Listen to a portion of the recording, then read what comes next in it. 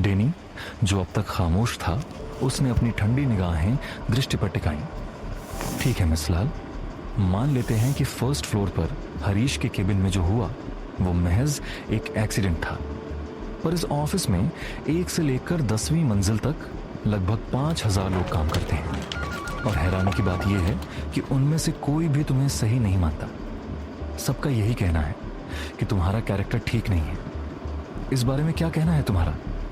दृष्टि ने एक नजर डेनी को देखा। उसकी आंखों में बेबसी के आंसू झलक आए और उसने तुरंत उन्हें पोंछ लिया। आज वो टूटना नहीं चाहती थी। उसने गहरी सांस ली और कांपती लेकिन साफ आवाज में बोली, लोग मेरे बारे में क्या बोलते हैं मुझे नहीं पता सर, और सच कहूं तो मैं जानना भी नहीं चाहती। दृष्टि ने एक एक करके कमरे में मौजूद सभी रसूखदार मर्दों की तरफ देखा और अपनी बात जारी रखी। आप लोग इतनी बड़ी कंपनी चलाते हैं, हजारों लोगों से मिलते हैं, आप तो इंसान के चेहरे और उसकी बातों से ही अंदाजा लगा लेते होंगे कि वो कैसा है ना? सैम ने धीरे से सर हिलाया। हाँ बिल्कुल। दृष्टि ने एक फीकी मुस्कान के साथ कहा, सर अगर किसी लड़की को किसी मर्द को सिड्यूस करना हो तो वो अच्छे और स्टाइलिश कपड़े पहनेगी, चेहरे पर ढेर सारा मेकअप थोपेगी, महंगे परफ्यूम लगाएगी और हर किसी से हंस हंस कर बात करेगी ताकि वो सबकी नजर में आ सके। वो खुद को दूसरों से बेहतर और आकर्षक दिखाने की कोशिश करेगी। दृष्टि ने अपनी सादी सी पोशाक की तरफ इशारा किया। सर आप एक बार मुझे ठीक से देखिए, क्या आपको लगता है कि मैं वैसी लड़की हूं? अगर मुझे किसी मर्द को रिझाना होता तो मैं इस तरह साधारण सूट पहनकर, बिना मेकअप के और बालों को ढीला बांधकर ऑफिस नहीं आती। दृष्टि के चेहरे पर कोई सजना संवरना नहीं था, न ही उसके बदन से किसी महंगे इत्र की खुशबू आ रही थी। उसकी सादगी और उसके तर्क ने एक पल के लिए कमरे में मौजूद सभी लोगों को खामोश कर दिया। लेकिन दिल में नफरत की जड़ें बहुत गहरी थीं। वो तिरछी मुस्कान के साथ बोला, हो सकता है ये सब करवाने के लिए तुम्हारे पास पैसे ही ना हो। आखिर तुम्हें ज्वाइन किए हुए सिर्फ 2 महीने हुए हैं, मैंने पता किया था। और मिस लाल, हम एक इंसान की बात को झूठा कह सकते हैं, पर जब पूरा ऑफिस तुम्हारे खिलाफ बोल रहा हो तो धुआं वहीं उड़ता है जहां आग लगी हो। एमी की ये बात दृष्टि के कलेजे को छलनी कर गई। उसने हार मानकर कहा, अगर मैं इतनी ही बुरी हूं तो निकाल दीजिए मुझे नौकरी से। काश ऐसा हो सकता। एमी कुर्सी पर पीछे झुकते हुए बोला, नियम के मुताबिक 6 महीने से पहले हम तुम्हें नहीं निकाल सकते, और अगर तुम खुद छोड़ना चाहती हो तो 50,000 रुपए पेनल्टी के तौर पर HR डिपार्टमेंट में जमा करवाओ और चली जाओ। 50,000। ये रकम दृष्टि के लिए पहाड़ जैसी थी। उसने हताशा में कहा, इतने पैसे नहीं है मेरे पास। एमी की आंखों में एक क्रूर चमक आई। तो सजा के लिए तैयार हो जाओ। आज तुमने ऑफिस के कीमती 40 मिनट बर्बाद किए हैं। दृष्टि ने उम्मीद से सैम की तरफ देखा। सैम ने नजरें झुका लीं और धीमी आवाज में कहा, चूंकि ऑफिस का कोई भी एम्प्लॉय तुम्हारे साथ काम नहीं करना चाहता, तो यही ठीक होगा कि तुम आज से नाइट शिफ्ट करोगी, शाम 5 बजे से रात 11 बजे तक। विक्की, व्योम से कहो कि पूरे स्टाफ को इन्फॉर्म कर दे कि आज से उनकी शिफ्ट सुबह 8 से शाम 4 बजे तक की होगी। मतलब अब दृष्टि को उस सुनसान ऑफिस में अकेले काम करना था, जहां कोई उसकी गवाही देने वाला भी नहीं होगा। विक्की ने तुरंत व्योम को मैसेज कर दिया। एमी ने घड़ी देखी और रुखाई से बोला, अब तुम घर जा सकती हो मिस लाल, शाम को टाइम से ऑफिस आ जाना। दृष्टि ने कुछ नहीं कहा। उसका शरीर दर्द से टूट रहा था, पर वो चुपचाप पीछे मुड़कर जाने लगी। तभी सैम की आवाज आई, जिसने सबको चौंका दिया। एमी, मुझे लगता है कि तुम्हें मिस लाल से माफी मांगनी चाहिए कल के तुम्हारे बर्ताव के लिए। दृष्टि के पैर अचानक रुक गए। उसे यकीन नहीं हुआ कि सैम जैसा इंसान एमी को माफी मांगने के लिए कह रहा है। एमी ने बड़ी हैरानी और गुस्से से कहा, मैं और माफी? मैंने ऐसा भी क्या किया है? और वैसे भी अब मिस लाल मुझे कुछ ज्यादा ही ठीक लग रही है।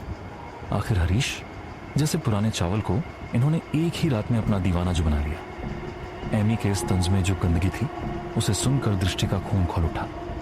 वो समझ गई कि एमी अभी भी उसे हरीश वाले मामले को लेकर बदनाम कर रहा है और उसे एक चरित्रहीन लड़की समझ रहा है। दृष्टि, जो अब तक जाने के लिए मुड़ चुकी थी, अचानक रुकी। उसके कदम ठिठक गए, पर उसका मन अब और अपमान सहने को तैयार नहीं था। वो धीरे से मुड़ी और कुछ कदम आगे आकर सीधे एमी और सैम की आंखों में देखकर बोली, नहीं सैम सर, एमी सर ठीक कह रहे हैं। अगर उन्हें लगता है कि उनकी कोई गलती नहीं है तो उन्हें माफ़ी मांगनी भी नहीं चाहिए। आखिर माफ़ी तब मांगी जाती है जब इंसान को दिल से महसूस हो कि उसने कुछ गलत किया है। दृष्टि की आवाज़ में एक अजीब सी स्थिरता थी जिसने एमी को और भी भड़का दिया। एमी ने झपट्टा मारकर दृष्टि की बाजू को अपनी लोहे जैसी पकड़ में जकड़ लिया। उसकी उंगलियां दृष्टि के जख्मी मांस में धंस रही थीं। हाँ, तो इसमें गलत क्या है? एमी दहाड़ा, 1000 बार कहूंगा कि मैंने कुछ गलत नहीं किया।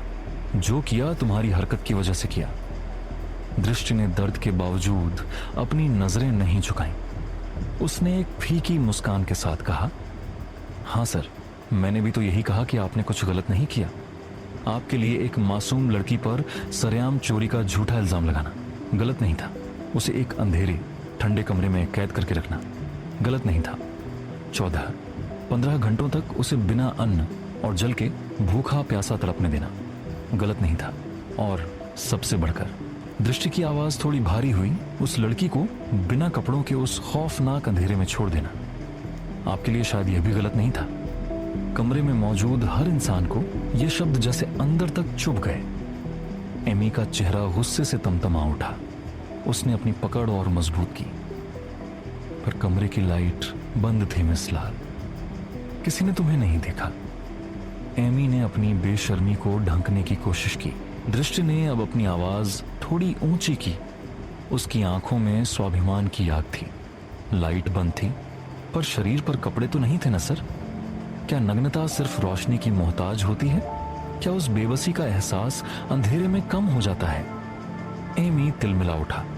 वह अपनी सत्ता और ताकत के नशे में चूर होकर बोला, अभी तक तुम्हारा कोई बड़ा नुकसान तो नहीं हुआ है ना? तुम जिंदा हो और हम में से किसी ने भी तुम्हें शारीरिक रूप से कोई ऐसा नुकसान नहीं पहुंचाया जिसे तुम इतना बड़ा मुद्दा बना रही हो। यह सुनकर दृष्टि के होंठों पर एक ऐसी मुस्कान आई जो एमी के जमीर को चीर सकती थी। तो अब जैसे मर्दों को लगता है कि एक औरत का शरीर सिर्फ एक ही जगह से टूटता है। दृष्टि ने एमी की आंखों में झांकते हुए कहा, मिस्टर एमी, मैं आपको बता दूं कि ईश्वर ने औरत को 2 और अंग दिए हैं जहां उसकी ममता और उसकी जान बसती है, उसका पेट और उसका सीना। कमरे में मौजूद सैम और बाकी लोग हक्के बक्के रह गए। दृष्टि ने अपनी बात जारी रखी, एक औरत एक बच्चे को 9 महीने अपने पेट में पालती है और जब वही बच्चा आपकी ही तरह बड़ा और ताकतवर हो जाता है तो अपनी पूरी मर्दानगी और ताकत से उसी औरत के पेट में लात मार देता है। दृष्टि की आवाज में वह दर्द था जो एमी के लात मारने से हुआ था। एक औरत अपने सीने से बच्चे को दूध पिलाकर उसे जीवन देती है और आप जैसे लोग उसी सीने से उसका दुपट्टा खींचकर उसे जलील करते हैं। दृष्टि के ये शब्द किसी जहरीले तीर की तरह एमी के कलेजे में जाकर लगे। उसके दिमाग में वो दृश्य कौंध गया जब उसने गुस्से में दृष्टि के पेट पर लात मारी थी। पहली बार एमी की वह फौलादी पकड़ ढीली पड़ने लगी। दृष्टि की बाजू से उसकी उंगलियों की पकड़ कम हो गई। एमी के पास बोलने को कोई शब्द नहीं बचा था। वह जो खुद को डेविल का हिस्सा समझता था, आज एक साधारण सी लड़की के शब्दों के सामने बौना महसूस कर रहा था। सैम ने एक ठंडी सांस ली और अपना सिर झुका लिया। उसे एहसास हो गया था कि उन्होंने सिर्फ एक एम्प्लॉय का दिल नहीं दुखाया, बल्कि मानवता का गला घोंटा है। दृष्टि ने अपनी बाजू छुड़ाई और अपनी फटी हुई गरिमा को समेटते हुए वहां से मुड़ गई।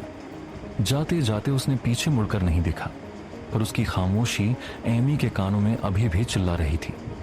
उसका शरीर दर्द से टूट रहा था, पर उसकी आत्मा आज पहली बार खुद को आजाद महसूस कर रही थी। दृष्टि दरवाजे तक पहुंची ही थी कि पीछे से एक भारी आवाज आई, मिस लाल, सॉरी। दृष्टि के कदम वहीं रुक गए।